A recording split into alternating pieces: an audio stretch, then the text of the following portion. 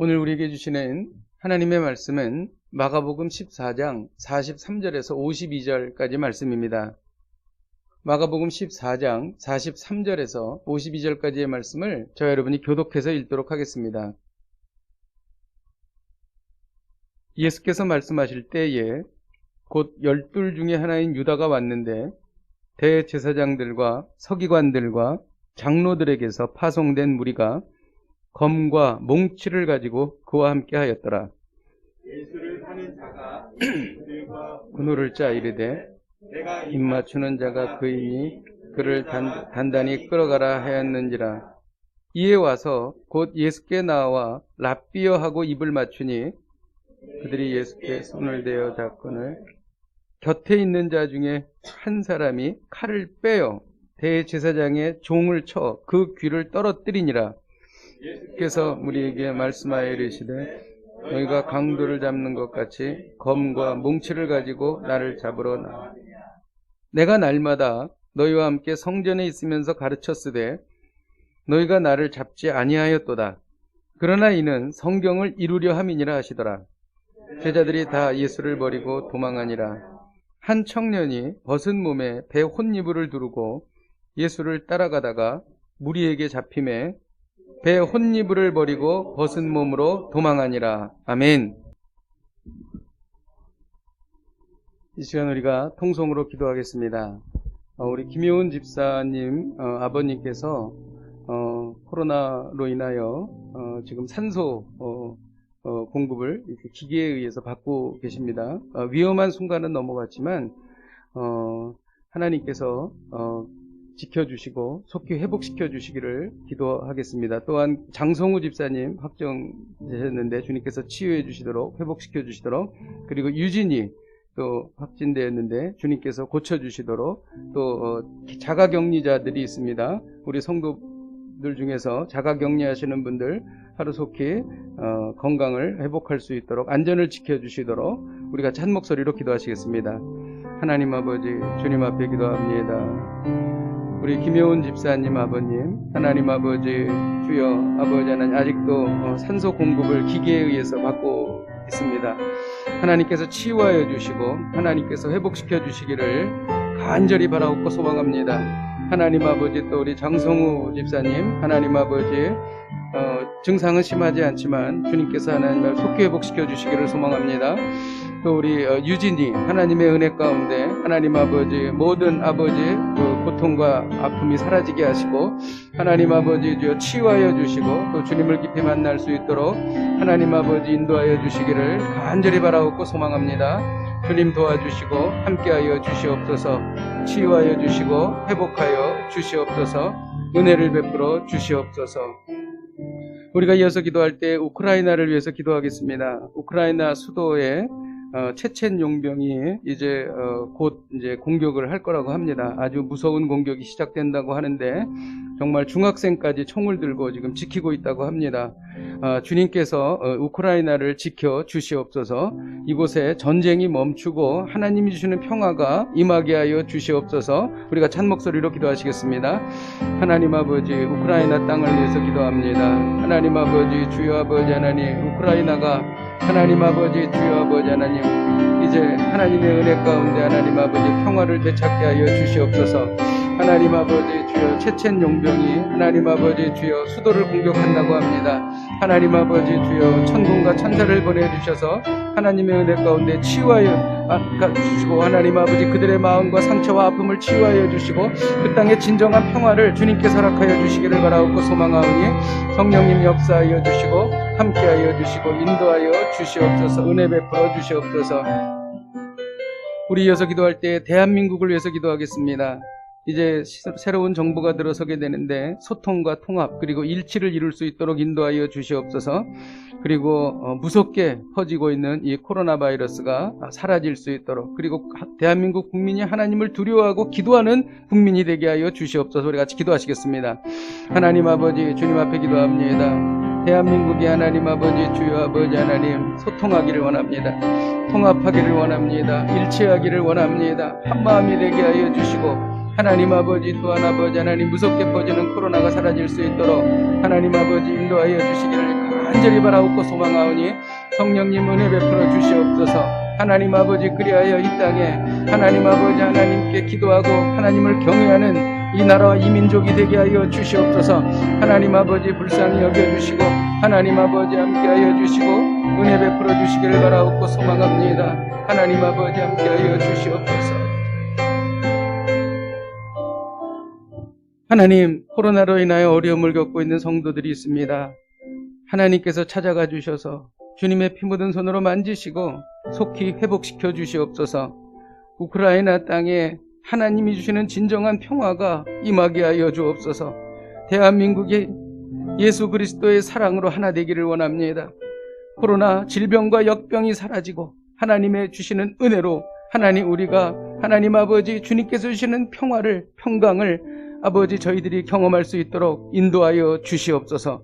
예수님의 이름으로 기도하였습니다. 아멘. 이제 예수님께서 십자가에 못 박히십니다. 예수님은 자발적으로 체포당하셨어요. 베드로는 극렬하게 저항을 했고 제자들은 다 도망가 버렸습니다. 이게 오늘 이야기입니다. 예수님은 유대인들에게 잡혀가셨습니다. 우리 43절을 읽겠습니다. 43절 시작. 예수께서 말씀하실 때 12 중에 하나인 유다가 왔는데 대제사장과 서기관들과 장로들에게서 파송된 무리가 검과 몽치를 가지고 그들과 함께 하였더라. 예수님을 체포하러 온 무리들은 성전을 지키는 외부로부터 고용된 사람들이었어요. 무장용원이라고 그러죠. 이 사람들이 왔었고 특별히 또 그들과 함께 소수의 선발된 일반인들도 같이 왔습니다. 다 대제사장이 지시한 사람들이죠. 근데 이들의 손에는 검과 몽치를 가지고 있었습니다. 예수님을 마치 어떤 정치적인 반란을 꾀하거나 어떤 그 무력을 갖고 있는 어떤 그 범죄자 취급을 한 것입니다. 이들도 예수님을 만났습니다. 그런데 예수님을 만난다고 모두 다 예수님을 믿게 되는 것은 아니라는 것이죠. 이들은 예수님을 만났지만, 메시아를 만났지만 메시아를 잡아가는 사람이었다는 것이죠. 이들뿐만이 아니라 예수님에게 찾아왔던 수많은 사람들, 인산인해같이 예수님께 몰려왔던 사람들 중에 정말 예수님을 만난 사람은 소수에 불과했다는 것입니다. 오늘날에도 마찬가지인 것입니다. 많은 사람들이 신앙을 갖는다고 하지만 정말 인격적으로 예수님을 만난 사람들은 그렇게 많지 않다는 것입니다. 세상 지식과 그리고 재산과 경험은 예수님의 본질을 아는 것과는 별개의 문제입니다. 베드로가 주는 그리스도시요 살아계신 하나님의 아들이시니이다 이렇게 고백한 것은 그가 그의 지식과 경험으로 한 게 아니라는 거예요. 주님께서 뭐라고 말씀하셨냐면 바요나 시몬아 내가 복이 있도다. 이를 알게 하신 이는 혈육이 아니요 하늘에 계신 내 아버지시니라. 하나님께서 감동을 주셔야 예수님 만날 수 있는 것입니다. 하나님께서 예수님에 대해서 감동을 주셔야 예수님을 인격적으로 만나게 되는 것입니다. 가룟 유다는 자기가 예수님에게 입을 맞추는 것을 신호로 해서 거기 있는 무리들이 예수님을 잡아가도록 했습니다. 그 이유는 그때 시간이 저녁 때라서 어두운 밤중이라서 사람의 얼굴을 분간하기가 어려웠기 때문입니다. 당시 유대 사회에는 스승과 제자 사이에 입맞춤을 하는 것은 아주 일상적인 일이었습니다. 뺨에다가 입맞추는 거죠. 가룟 유다의 입맞춤은 거짓과 존경의 표시로 아주 비열한 행동이었습니다. 가룟 유다가 라삐어 하며 예수님에게 입을 맞추었습니다. 무리들은 예수님께 손을 대고 예수님을 체포했던 것이죠. 바로 이때 베드로가 칼을 가지고 휘둘러서 맨 앞에 오는 말고라고 하는 종의 귀를 떨어뜨렸습니다. 피가 막 났겠죠. 굉장히 위험한 순간이었죠. 칼과 몽치로 예수님의 제자들과 예수님이 거기에서 큰 해를 당할 수도 있는 아주 위험한 순간이었습니다. 그런데 놀라운 일이 일어났습니다. 예수님께서 그 떨어진 귀, 땅에 떨어진 귀, 그거를 잡아가지고 말고의 귀에다가 붙여주신 거예요. 그리고 나서 그 귀가 성하게 되었다는 것입니다. 놀라운 기적이 일어난 것이죠. 예수님께서 왜 말고의 귀를 다시 붙여주셨을까요? 대제사장의 종은 성전 안에서 일을 하는 사람들이에요. 그런데 신체가 떨어져 나가면 부정한 자라 해가지고 성전에서 일을 못합니다. 그러니까 말고의 생업이 문제가 생기는 거예요. 그래서 예수님께서 말고의 생업이 문제가 되지 않도록 귀를 붙여주신 것입니다. 예수님을 잡으러 온 사람을 예수님께서는 그의 생업을 위해서 고쳐주셨다는 것입니다. 이것은 세상에서 있는 일이 아니에요. 세상적인 방법으로 사는 것이 아닙니다. 이거는 하나님의 방법, 예수님의 방법, 그 방법대로 예수님께서 행하신 것이죠. 말고에게는 딸린 또 가족들이 있었기 때문이죠. 신명기 24장에는 가난한 자의 전당물을 가지고 잠을 자지 말라 그랬어요. 전당물이 예를 들어서 무슨 외투다 그러면 가난한 사람이 밤새도록 춥게 자야 되잖아요. 그러니까 저녁에 돌려주라는 것입니다. 그것이 밥그릇이다 그럼 밥을 해 먹어야 되기 때문에 돌려주라는 것입니다. 세상의 논리, 세상의 방법이 아닌 하늘의 방법으로 예수님께서는 행해 주신 것입니다. 예수님을 해하러 온 사람에게 그 사람의 생업을 위해서 고쳐주는 것이죠. 이거는 세상에 없는 것이죠. 자, 말씀의 핵심으로 들어가겠습니다. 48절을 같이 한번 읽도록 하겠습니다. 시작. 예수께서 무리에게 말씀하여 이르시되 너희가 강도를 잡는 것 같이 검과 몽치를 가지고 나를 잡으러 나왔느냐. 예수님을 잡으러 온 사람들은 검과 몽치를 가지고 왔어요. 검은 칼이고 몽치는 나무로 만든 곤봉같이 생긴 거예요. 그래서 이 검과 몽치는요, 세상적인 방법, 즉 돈과 권력으로 문제를 해결하는 것입니다. 세상 사람들은 검과 몽치를 사용해요. 예수님은 검과 몽치를 사용하는 사람들을 향해서 이렇게 말씀하십니다. 내가 검을 사용할 줄 알고 검을 가지고 왔느냐? 너희는 나를 몰라도 너무나 모르는구나. 하나님의 나라는 세상의 나라와 완전히 다르다. 이런 말씀을 하시는 겁니다.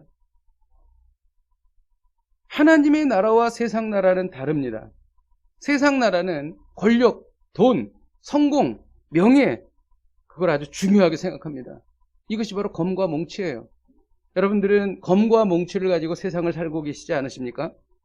그러나 하나님의 나라는 가난, 약함, 버림, 고난, 이것을 중요하게 여깁니다. 그래서 예수님은 이렇게 말씀하시는 거예요. 나는 세상을 바꿀 것이다. 너희들이 생각하는 것과 전혀 다른 방법으로 너희들을 살게 할 것이다. 나는 나 자신보다 다른 사람을 먼저 생각할 것이다. 나는 악을 악으로 갚지 않고 악을 선으로 갚을 것이다. 선으로 악을 이길 것이다. 나는 너희를 위하여 내 힘과 내 목숨을 내어줄 것이다. 지금 나의 최우선순위는 가난, 약함, 고난, 버림이다. 내 혁명은 검의 혁명이 아니라 사랑의 혁명이다. 이렇게 주님이 말씀하시는 것입니다. 그리고 예수님은 이것을 증명하셨어요. 그리고 또 가르치셨습니다. 산상수훈을 통해서 이 얘기를 또 하셨어요. 심령이 가난한 자는 복이 있나니 천국이 저희의 것입니다. 가난한 자가 천국을 소유할 것이라는 것입니다. 이것은 세상에서 한 번도 들어보지 못했던 메시지예요. 의에 줄이고 목마른 자는 복이 있나니 그들이 배부를 것이다. 이렇게 말씀하셨어요. 의롭게 살다가 줄이고 목마른 자들이 결국 만족을 얻을 것이다. 또 의를 위하여 박해를 받는 자는 복이 있나니 천국이 그들의 것이라. 의를 위하여 고난받는 사람이 하나님 나라의 주인이 될 것이라는 뜻입니다. 사람들은 이 이야기를 듣고 충격을 받았습니다. 예수님은 검과 몽치를 사용하지 않으셨습니다.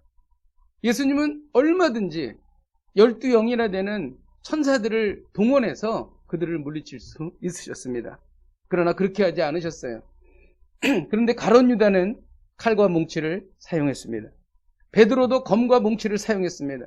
그래서 앞에 오는 말고의 귀를 자른 것입니다. 베드로는 예수님께 3년 반 동안이나 따라다니면서 하나님의 나라에 대해서, 하나님의 나라의 방식으로 사는 것에 대해서 귀에 못이 박히도록 들었습니다. 베드로는 다른 사람과 달랐어요. 그런데 위급한 순간이 되자 검을 잡고 말고의 귀를 떨어뜨렸던 것입니다. 상황이 다급해지자 본능적으로 다시 검을 잡는 거예요. 여러분, 이게 우리의 모습이 아닌가요? 우리도 다르지 않습니다. 말로는 하나님의 나라를 외치지만 정작 다급하면 우리도 모르게 검자루에 손이 가는 거예요. 검자루는 뭐예요? 돈, 권력, 명예, 성공으로 이어지는 세상 나라의 가치인 것입니다. 어려움이 생길 때에, 큰 일이 생겼을 때에 우리가 나도 모르게 검자루에 손이 가는 거예요. 세상적인 방법에 집중하고, 그리고 그것으로 문제를 해결하려고 하고, 그리고 그것에 가치를 두고 우리는 살아간다는 것입니다. 검과 몽치를 사용하지 않는 성도는 가치관이 달라집니다. 돈, 권력, 성공, 명예에 연연해하지 않습니다. 세상적 가치, 그리고 세상적 우선순위들에 연연해하지 않습니다. 검과 몽치를 사용하지 않는 성도는 자신의 성과가 아니라 예수님의 은혜로 살아갑니다. 검과 몽치를 사용하지 않는 성도는 자신의 성과가 아니라 믿음으로 살아갑니다. 검과 몽치를 사용하지 않는 성도는 돈과 권력과 명예가 행복의 조건이 되지 않습니다. 검과 몽치를 사용하지 않는 성도는 돈, 권력, 명예, 성공, 이것이 여기로부터 자유로워지는 것입니다. 그런 것들이 있어도 좋고 없어도 좋습니다. 여러분, 우리가 이것에 대해서 깊이 묵상해야 할 것입니다. 만일 그런 것들이 없다면 하나님께서는 다른 방법으로 하나님의 일을 행하시기 때문입니다. 검과 몽치를 사용하지 않는 성도는 자유가 있습니다.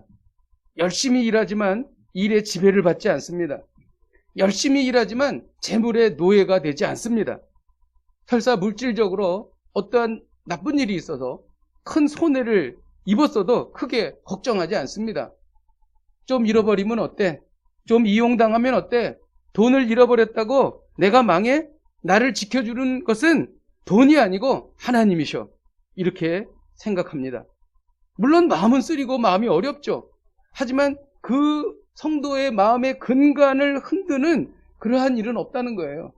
그 마음속 기저 깊은 곳에 하나님에 대한 신뢰, 하나님에 대한 방법, 하나님에 대한 믿음이 있다는 것입니다.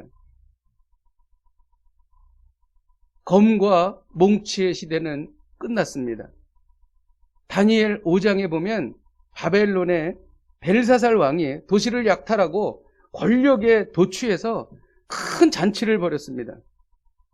그때 술판 한복판에서 갑자기 벽에 손가락이 나타났습니다. 그리고 손가락으로 막 글을 쓰는 것입니다. 얼마나 많은 사람들이 두려워했고 그것에 집중했겠어요. 그 글씨의 뜻이 뭐냐면 내 시대는 끝났다 이겁니다. 내 시대는 끝났다. 예수님께서는 이 땅에 오셔서 세상적인 방법으로 세상을 사는 사람들에게 내 시대는 끝났다고 선언하십니다. 하나님께서는 세상적인 방법, 세상적인 가치관으로 세상을 살아가는 그 방법은 이제 끝났다고 말씀하십니다. 그리고 검이 지배하던 시대는 끝났고 이제 예수 그리스도께서 지배하는 시대, 하나님의 방법이 지배하는 시대, 그때가 왔다고 말씀하십니다. 검이 내 인생을 지배할 수 없습니다. 예수님이 내 인생을 지배하시는 것입니다. 오늘 메시지가 무엇입니까? 낡은 방법을 버리고 하나님의 방법으로 세상과 싸우라는 것입니다. 낡은 방법을 버리고 하나님의 방법으로 세상과 싸우라는 것입니다. 우리의 가치관, 우리의 방법, 이제 우리는 우리의 마음을 정리해야 합니다. 그리고 주님의 길을 우리는 따라가야 할 것입니다. 물론 이것이 금방 이루어지지 않습니다. 그러나 우리의 마음속에 방향성을 가져야 된다는 것이죠. 내 인생을 지배하고 내 인생의 행복과 그리고 만족을 주는 것은 세상 사람들이 말하고 있는 그런 가치가 아니야. 하나님께서 나에게 주시는 새로운 가치가 나의 마음을 다스리고 그리고 나의 인생을 인도하실 것이야 라고 하는 굳센 마음으로 이제 새롭게 시작하라는 것입니다. 그렇다고 해서 우리가 열심히 일을 하거나 또 열심히 우리가 무언가를 또 얻으려고 하지 말라는 이야기는 아닙니다.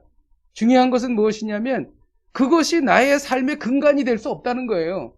그것이 나의 행복과 불행이 될 수 없다는 거예요. 나의 삶의 근간은 예수 그리스도에 대한 사랑이며 나의 삶에 대한 근간은 하나님의 방법이라는 것입니다. 그것이 흔들리지 말라는 것입니다. 하나님의 방법대로 살려면 어떻게 살아야 할까요? 첫째는 하나님의 사랑을 위해서 살아야 합니다. 하나님의 사랑으로 살아야 합니다. 이익을 위해서 하는 것이 아니라 사랑을 하는 것입니다. 이익을 위해서 하는 것이 아니라 사랑으로 하는 것입니다. 쟁취가 목적이 아니라 사랑이 목적이 되어야 합니다. 문제를 해결하는 것이 목적이 아니라 사랑하는 것이 목적이 되어야 합니다.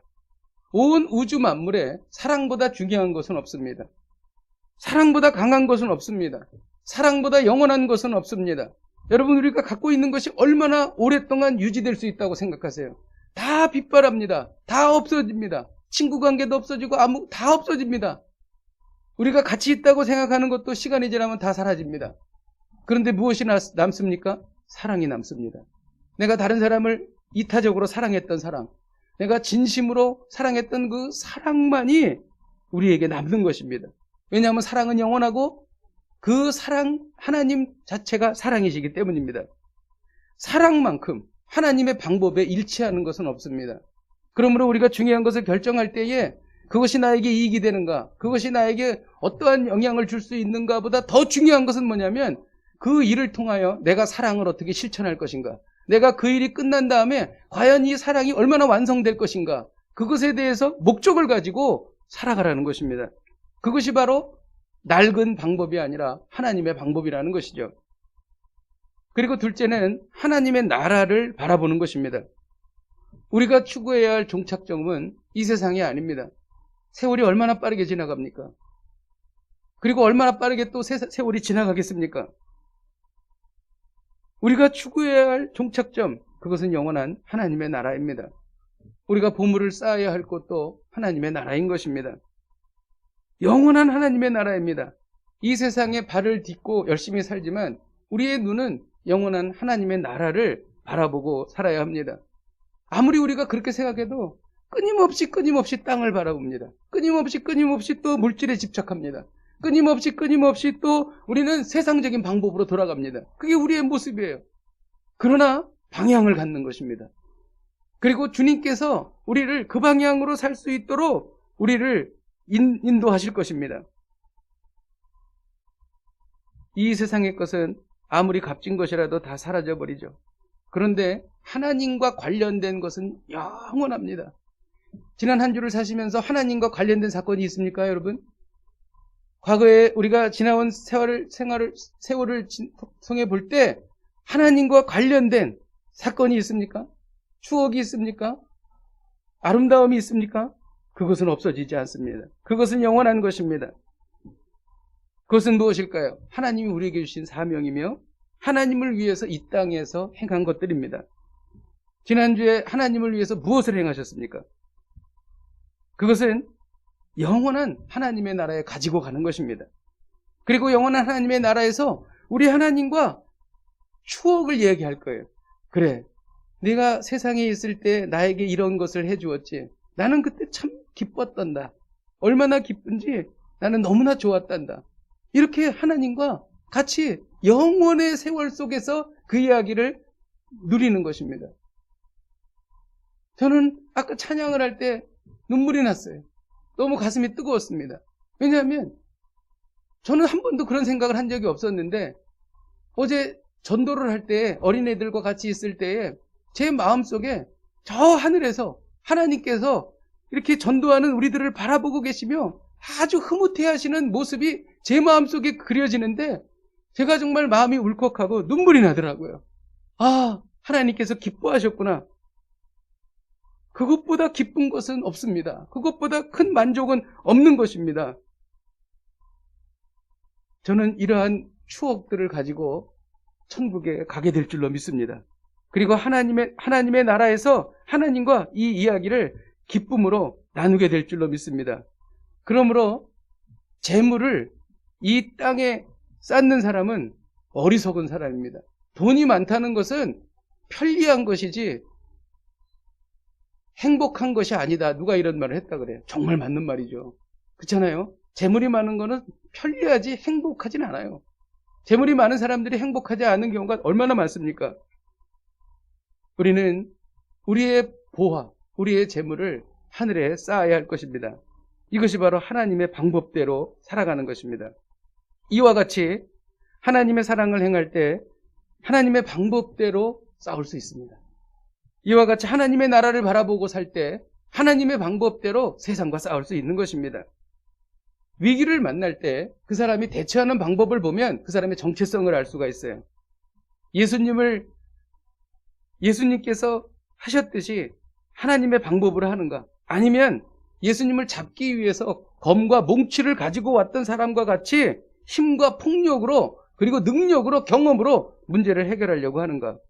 여러분은 위기를 만날 때 하나님의 방법대로 대처하십니까? 이제 우리는 이 길을 걸어가야 할 것입니다. 우리의 가치관을 바꾸고 우리의 삶의 태도를 바꾸고 우리가 앞으로 무엇을 지향하고 살아가야 될지를 우리는 알아야 할 것입니다. 우리가 그렇게 살면 세상이 감당치 못할 사람이 되는 것입니다. 우리의 마음속 깊은 곳에 우리에게 만족과 행복을 우리에게 주시는 분은 하나님 한 분뿐이라는 것을 우리는 알게 될 것입니다. 그리고 그 하나님에게 우리의 모든 전 인격을 다 우리가 걸고 하나님을 향하여 하나님과 동행하며 하나님께서 기뻐하시는 일을 그리고 하나님의 방법대로 하고 살아가야 한다는 것입니다. 현실은 그러나 녹록지 않습니다. 마음만으로 하나님의 방법대로 살 수가 없어요. 그 사람이 오늘 본문에 나옵니다. 한 청년이 벗은 몸으로 도망을 쳤습니다. 예수님이 잡혀가실 때 51절과 52절을 다시 한번 읽도록 하겠습니다. 시작.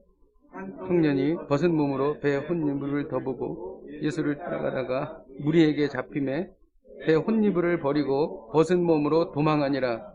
이 청년은 마가 자신입니다.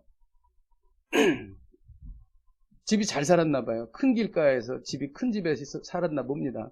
그리고 배 혼이불이라고 하는 것은 아주 비싼 천, 가는 이렇게 모시 같은 그런 것입니다. 그래서 자고 있다가 왁자지껄하는 소리가 나니까 창밖을 내다봤겠죠. 부잣집이니까 2층에서 잤는지 모르겠어요. 딱 보니까 예수님께서 잡혀가고 계신 거예요. 자기가 잘 아는 예수님이. 그래가지고 다 벗고 옷을 배 혼이불만 벗고 자다가 너무 급해가지고 혼이불을 뒤집어 쓰고 예수님을 어떻게든지 좀 도움을 드리고자 해서 밖으로 나간 겁니다. 그런데 그 검과 몽치를 든 사람들이 위협을 하는 거예요. 그래가지고 자기가 생명의 위협을 느껴서 배의 혼이불을 버리고 벗은 몸으로 도망갔다는 것입니다. 이게 마가입니다. 마가는 검에 대항해서 싸우려고 했지만 역부족이었습니다. 세상적인 방법이 아닌 하나님의 방법으로 싸우고자 했으나 실패한 것입니다. 마음은 원이로 돼 육신이 약했습니다. 하나님의 방법으로 세상과 싸우다가 실패하면 마가와 같이 우스꽝스러운 모습이 되고 맙니다. 하나님의 방법도 아니고 세상의 방법도 아닌 애매한 입장이 되어버립니다. 그래 네가 하나님의 방법대로 산다 그랬지. 그러다 보니까 이 모양 이 꼴이 됐잖아 라고 하는 이야기를 들을 수 있다는 것입니다. 제자들도 검에 대항해서 싸우려고 했습니다. 연약해서 다 도망가 버렸습니다. 제자들도 우스꽝스러운 모습이 되어버렸죠. 그러나 예수님의 부활 후에 제자들은 완전히 달라졌습니다. 사도 요한을 제외하고 모두 순교의 자리까지 사명을 지키며 예수님을 따랐습니다. 베드로는 십자가에 거꾸로 매달려 믿음을 지키다 죽었습니다. 이 놀라운 변화의 시작이 어디서 일어났을까요? 이 연약하고 연약한 이 제자들이 언제 변했을까요? 오순절 다락방 성령의 강림이었습니다. 강한 바람 같은 불의와 같은 성령의 역사가 임하자 이들은 성령의 능력으로 세상과 싸워 승리했던 것입니다. 내 능력으로 하나님의 방법으로 살 수 없어요. 인정해야 합니다.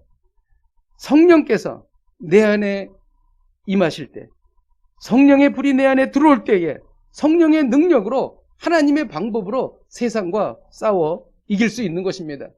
우리가 신앙생활을 하지만 성령 체험해야 합니다. 성령의 불 받아야 합니다.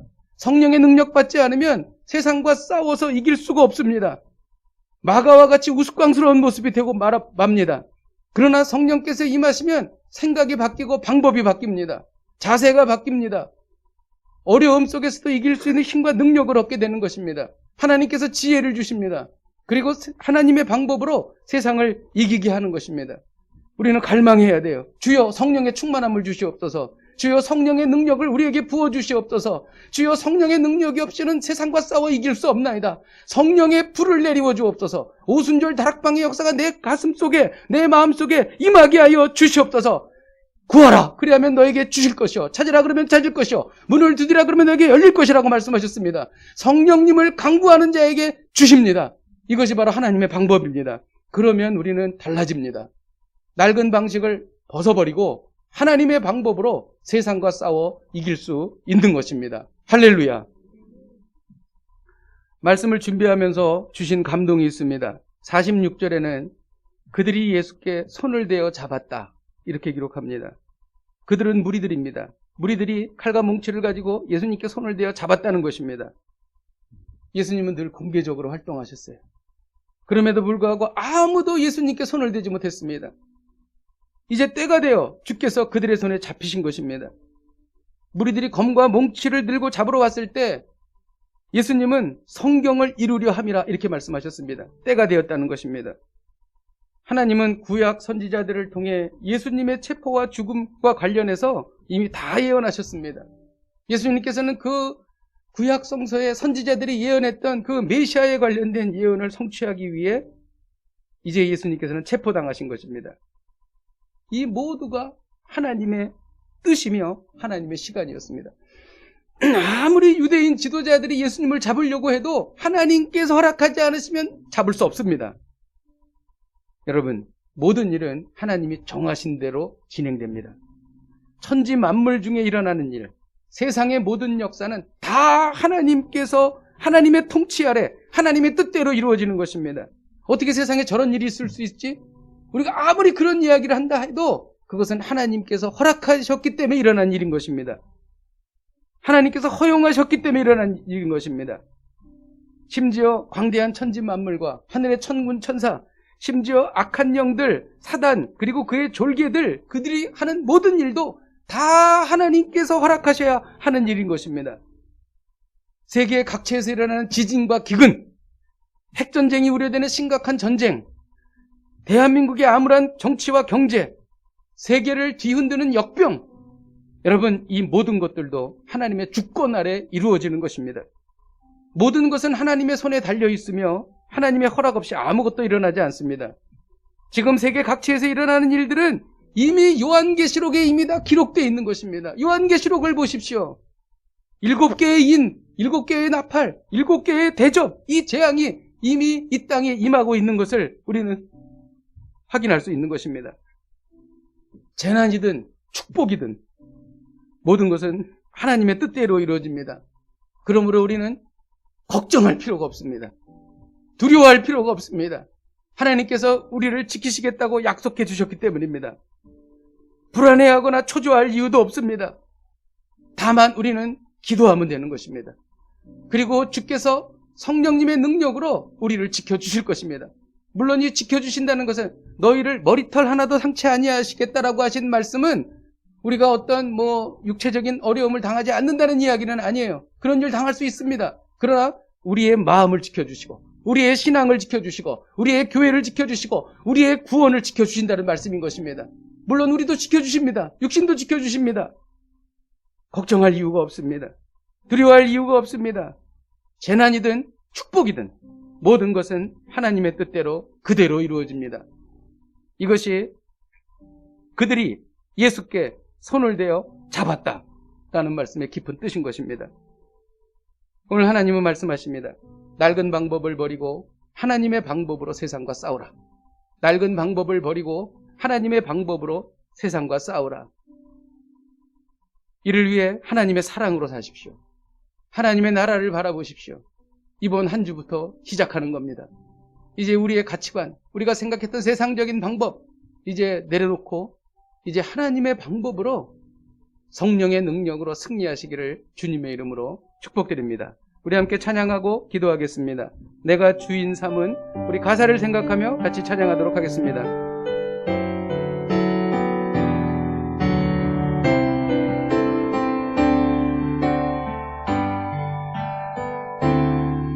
내가 주인 삼은 모든 건 내려놓고 내 주 대신 주 앞에 나가 내가 사랑했던 모든 건 내려놓고 주님만 사랑. 내가 주인 삼은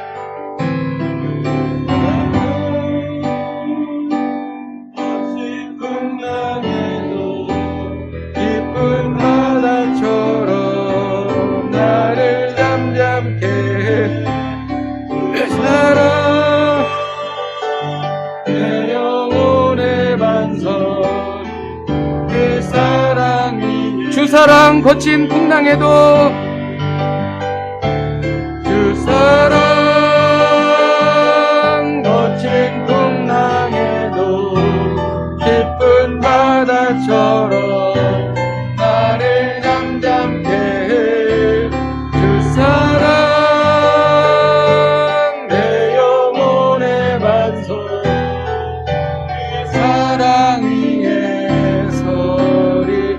이 시간 우리 합심으로 기도하겠습니다. 검과 뭉치로 세상을 살았음을 회개합니다. 이제 하나님의 방법으로 세상과 싸우겠습니다. 돈과 권력과 명예와 지위 때문에 울고 웃지 않겠습니다. 약함과 가난 그리고 고난, 버림을 중요하게 여기겠습니다. 이제부터 낡은 방식을 버리고 하나님의 방법으로 세상과 싸우겠습니다. 성령의 충만함을 주시옵소서. 우리 함께 통성으로 기도하시겠습니다. 하나님 아버지, 주님 앞에 기도합니다. 하나님 아버지, 우리의 가치관을 바꾸겠습니다. 세상적인 방법, 세상적인 가치관이 아닌 검과 뭉치가 아닌 하나님의 방법으로 하나님 세상과 싸워 나가겠습니다. 하나님 아버지, 권력과 그리고 돈과 하나님 아버지 세상적인 것 때문에 울고 웃지 않겠습니다. 하나님 아버지, 약함과 가난 그리고 고난과 버림을 중요하게 여기겠습니다. 하나님 아버지, 성령의 충만함을 주시옵소서. 낡은 방식을 버리고 하나님의 방법대로 세상과 싸우겠습니다. 하나님 아버지, 우리가 전혀 다른 차원으로 세상을 이제 시작하게 하여 주시옵소서. 살게 하여 주시옵소서. 하나님 아버지, 주님 앞에 나아가오니 하나님 아버지, 주여 우리에게 힘과 능력과 지혜를 허락하여 주시옵소서. 은혜를 베풀어 주시옵소서.